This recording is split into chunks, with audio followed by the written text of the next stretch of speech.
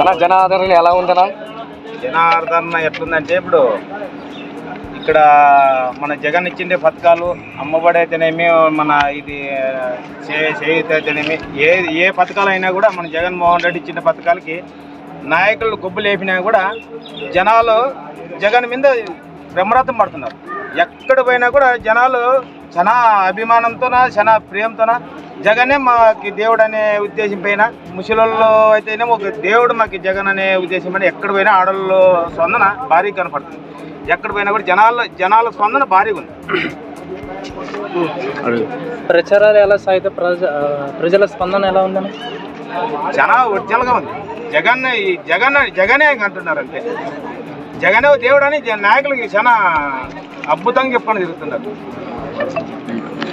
ముందు ప్రజానికానికి అంటే ఎలక్షన్స్ దగ్గర పడుతున్నాయి, మీ తరపు నుండి ఎలాంటి మెసేజ్ ఇస్తున్నారు?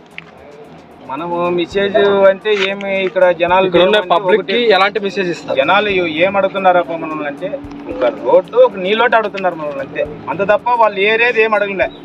మళ్ళీ జగనే వస్తాడు, జగనే గెలుస్తాడు, మాకు 20 చిన్న భారీ మెజార్టీతో ఇస్తాము, మాకు రోడ్డు నీళ్లు రామయ్య అక్కడ ఎంపీ పథకాల ద్వారా ఎంపీ పథకాలు కూడా మనకి ఇస్తామనే ఉద్దేశం పైన గ్రాంట్లో ఏమన్నా ఎంపీ వచ్చినా కూడా గ్రాంట్ ఇచ్చి ఆలూరు తాలూకు చాలా అభివృద్ధి చేయాలనే ఉద్దేశం పైన ఇది చేస్తున్నారు.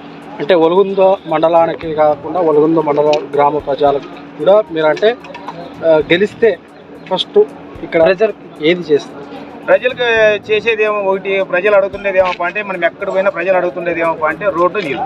మనం చేసేది కూడా ప్రజలకి మనం చెప్తుండేది కూడా జగన్ ఇచ్చిన పథకాలు మాకు చాలా బాగున్నాయి, కానీ మాకు కావాల్సింది రోడ్లు నీళ్ళు ఇవ్వటం. మాకు ఏం అవసరం లేదు, పథకాలు ఇవన్నీ దండకి ఇచ్చినాడు మాకు జగన్ దేవుడు అయిపోయినాడు. అవి ఒక్కటి మాకు సహకరించండి, మాకు అదే సాల్వ్ అని అడుగుతున్నాను.